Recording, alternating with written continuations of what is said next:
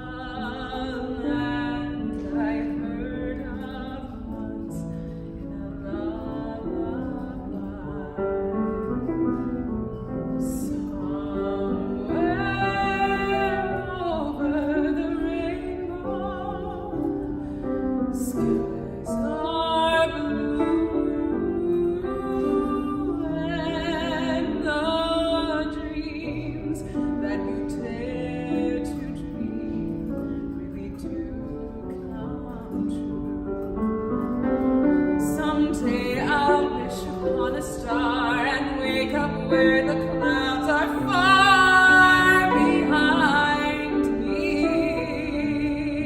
where troubles melt like lemon drops away above the chimney tops. That's where you'll find me, somewhere over the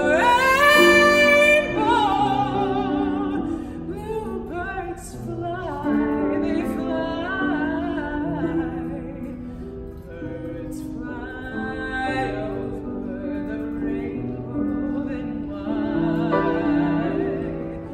then oh why can't I? If happy little bluebirds fly beyond the rainbow, why, oh, why can't I?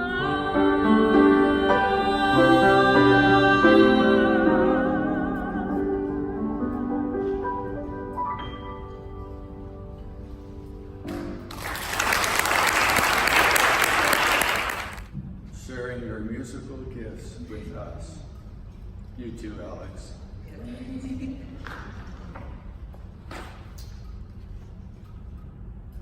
Today's talk is titled Metaphysical Campfire Stories. First of all, it's a beautiful day in the neighborhood. We know that the day is what it is, and it's our reaction to it that determines our attitude. And we can say, every day is a beautiful day, and we can project on the day the happiness and beauty that we have inside us that is reflected back to us. So this is the day which the Lord has made. Let us be glad and rejoice in it. Now, as for the campfire stories, the season is changing. Soon we will be on to summer. In some ways, the temperature feels like summer already. But I find the summer to be very exciting. It's more of a chance to be outdoors. It's more of a chance to feel one with all nature. I enjoy going camping outdoors. I had the opportunity last summer to spend a weekend camping in Shenandoah National Park, and it was wonderful to leave behind our rushed cosmopolitan environment, leave behind electronic devices, and just experience nature and quiet. One with all nature, including the animals. There were deer everywhere. One morning, I got up very early, right about dawn, and there was very thick fog. And as I was walking along, I had my eyes on the path to make sure I didn't make a misstep. And when I looked up, I was surrounded by deer, and some of them were close enough that I could have touched them. if they would have let me. And that was an awesome experience. I also saw a bear, black bear, 3 times, but not close enough that I could touch them. One of the times I was with a group that had a dog that would alert us if there were bear nearby. I usually like to sing to let the bears know that we're coming. And I don't know if the bears would be more scared of the dog barking or my singing. It would be a toss-up. So I like the idea of telling stories around a campfire. And sometimes it can be eerie, sometimes it can be scary, sometimes it can be miraculous. And so I wanted to tell some scriptural stories in my own inimitable version, and then work on some metaphysical interpretation. We have to think that a lot of scriptural stories, both in the Judeo-Christian tradition and also in Hindu and other traditions, were passed down orally before they were ever written down. So I feel I have approval to do my oral version of some of these stories. And we know that there's nothing like the Bible for sex and violence. Yes. Forget Game of Thrones. The Bible has it topped, and the Bible has miracles also. So today, I wanted to start with a story from the Hebrew Scriptures, 2 Kings, and it's a story about the prophet Elisha, who is often seen as a forerunner to Jesus and exhibited many of his characteristics. So our story begins when the neighboring king of Syria decides to invade Israel. But every time he plots a route of invasion, somehow the Israelis have anticipated it and set up defenders there. And he's getting very frustrated. And he's wondering, where's the leak, to use contemporary terminology? Who in my council is actually on the side of Israel? And one of his advisors says, it's not us, it's that prophet Elisha. He can tell whatever you're thinking in your most secret chamber. So the king says, well, let's go get him and bring him back to me. And he sends out an army with chariots and horses. And they go to where Elisha is living in a little town on a mountaintop, and they come by night and surround the city.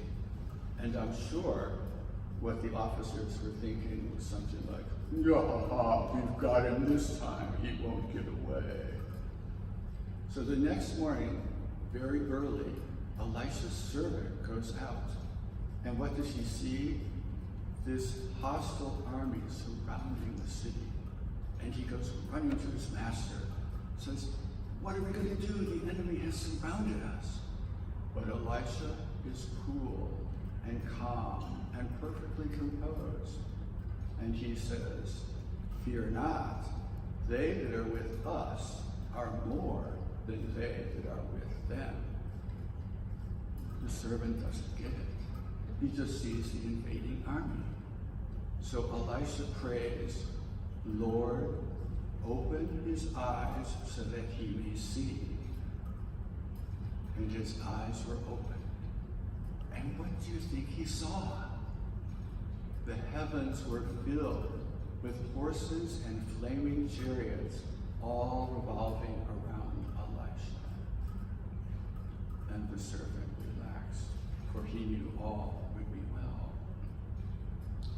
So Elisha prays next, Lord, strike the enemy with blindness.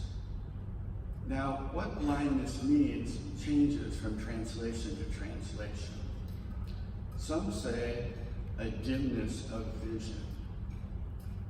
I like to think of it as confusion and uncertainty and doubt. Elisha goes down to the foreign army, marches right up to them, sees the situation that they're in, and says, you're in the wrong place, but I can show you the right way. Follow me. So the army, which is either confused or dim or blinded, I think it would be hard to drive chariots while you are blinded. So I like to think of doubt and confusion. So Elisha leads them along. I mean, they invaded this country at night, in the dark. I mean, they could have taken the wrong turn or surrounded the wrong city. I don't know. People aren't speaking their language. So Elisha leads them to the capital of Israel, to where the king and his army live. And when they get there, Elisha prays, open their eyes. And all of a sudden they realize that they're surrounded by the enemy. They've been taken captive, and a battle was never even fought. So the king turns to Elisha and says, what should I do? Should I kill them all? Should I slay them all? And Elisha says, if you captured men in battle and brought them back home, you wouldn't slay them after going to all the trouble of capturing them. And what does he say next? Feed them, treat them well, and then send them back home. So the king gives them a big feast, gives them a great send-off. They go back to Syria, and the story ends. That king of Syria never bothered Israel again. So how could we interpret some of this metaphysically? How could it apply to us? Well, we could say that Syria represents an ego consciousness that wants domination of material things, whereas Israel represents a more spiritual consciousness that recognizes divine powers and avenues. I think Elisha can represent the I am consciousness of spiritual power, whereas the servant was the limited physical consciousness that was elevated to spiritual understanding. I think what Elisha had to say was a Christ example of forgiveness, because Jesus said, let me get the quote down, love your enemies, bless them that curse you, do good to them that hate you, and pray for them that despitefully use you. And this was a prime example of that, and the good that resulted from this forgiveness. The Buddha said, hatred is never overcome by hatred. Only love can conquer hatred. This is an eternal law. And I think Elisha was a prime example of that. We know that forgiveness not only sets the enemy free, it also sets us free from being bound to them and the situation. So there's a very similar story from the Hindu tradition in the Bhagavad Gita. And it's funny how many of these different spiritual traditions have parallel stories that demonstrate some of the same truth. In the Bhagavad Gita, our protagonist, Arjuna, is a young nobleman who has to go out and fight a battle. And the other side is bigger than his side. And they're all relatives. I don't know if anyone here has ever had a disagreement or a fight with one of their relatives, but they can be the worst. Almost as bad as church politics. Anyway, Arjuna becomes very discouraged and is ready to give up and quit the battle. His charioteer, unbeknownst to him, is an incarnation of divine wisdom. And so his charioteer speaks to him and says, give up this discouragement. It does not suit you. It wins neither earth nor heaven. rise up with the smile of a conqueror, like a fire that burns all before it. Then he adds something very interesting. He says, even if you do not fight, all of the enemy will die today.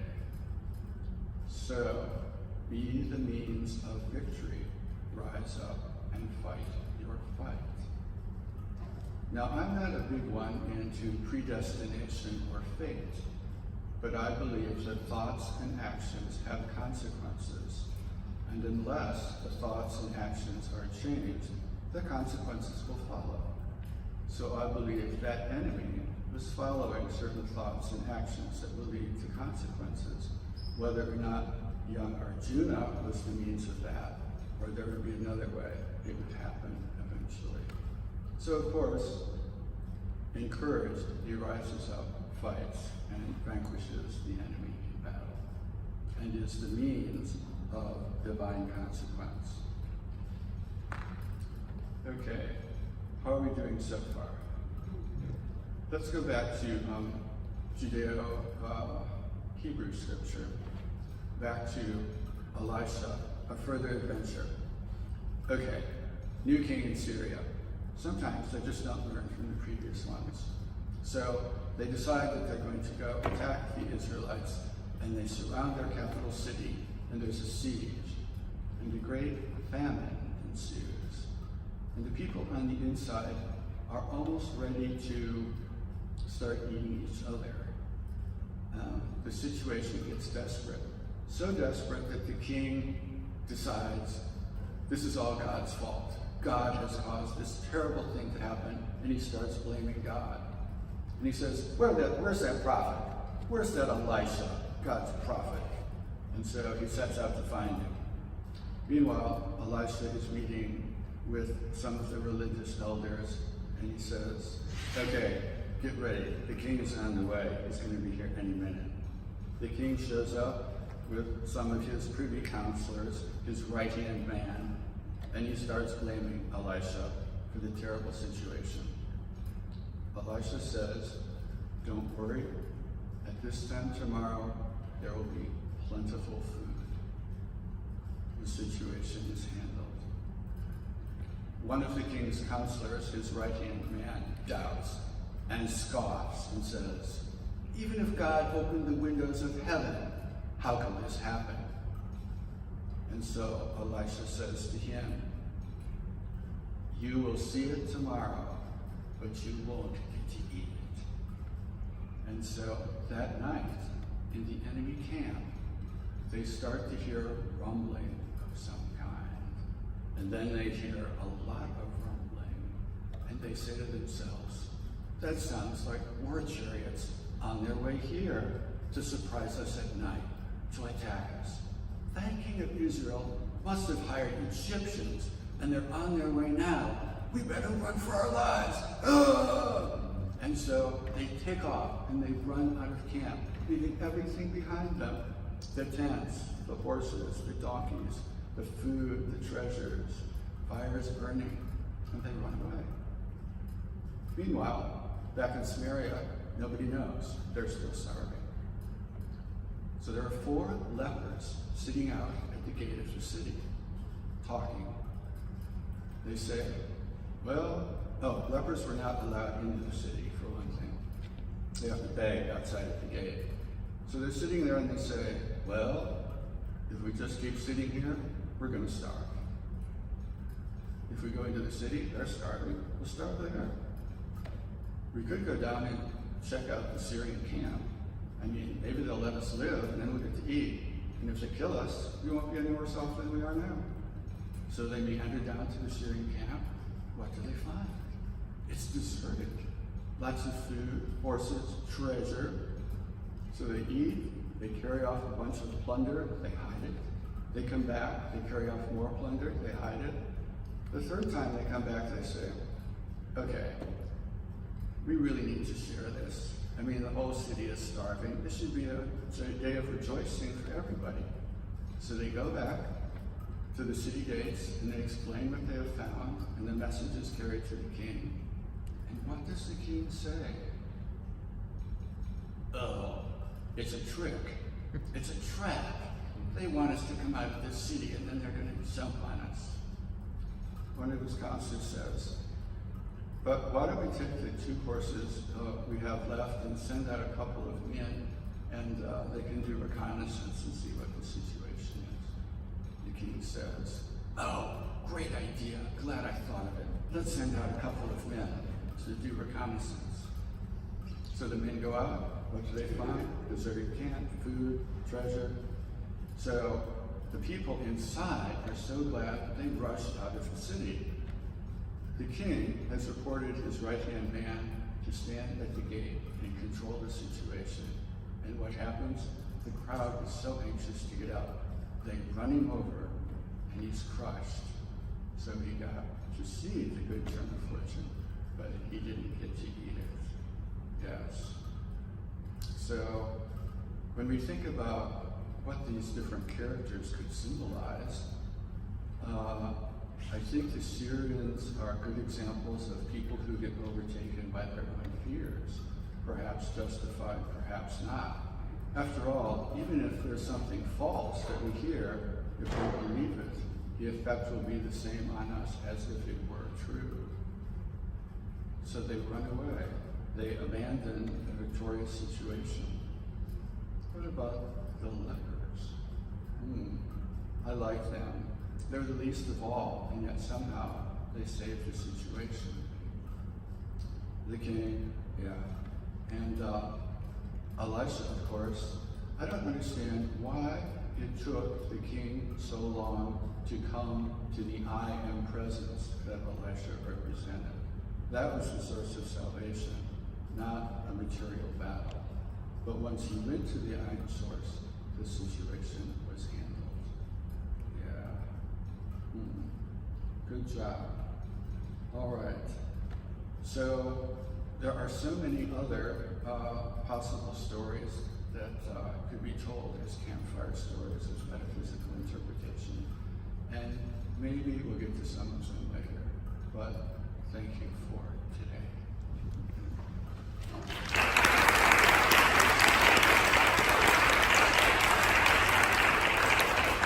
And now we will sing the song In the Silence.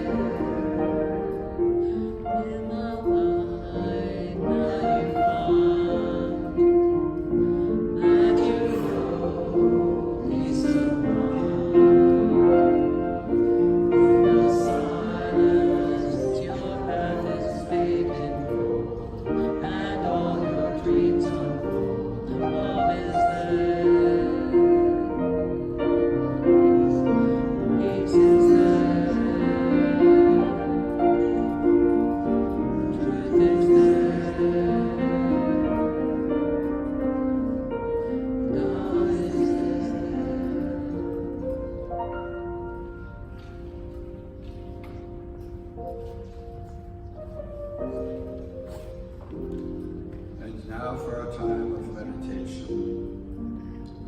I invite you to take a comfortable position, relax and alert. I invite you to close your eyes and to take a deep cleansing breath and release it. When Jesus faced the storm at sea, he said, "Peace, be still." And so I say to my body, peace, and I say to my mind, be still. Jesus said, the kingdom of heaven is at hand, and it is the Father's good pleasure to give you the kingdom. Heaven is a state of consciousness everywhere present.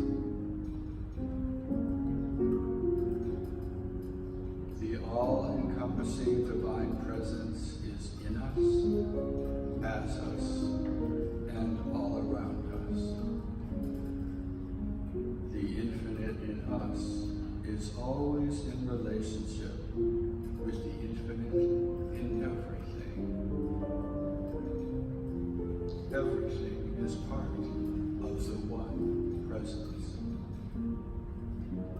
There is nothing but infinite consciousness everywhere, and we are one with it. As we prepare to enter into the silence now, we compassionately wish for the highest good for everyone, for their complete well-being and spiritual awakening, as we enter the silence now.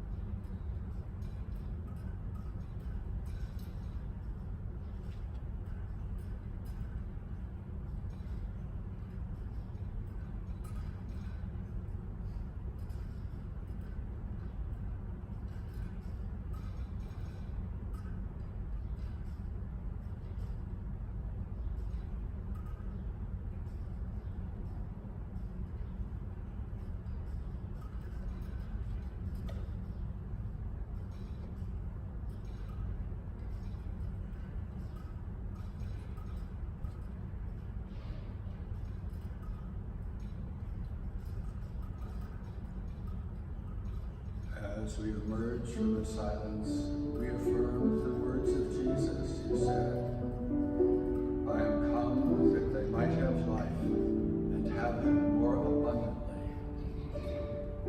We are called into the life more abundant, which is ours to enjoy and share in all ways, now and forever.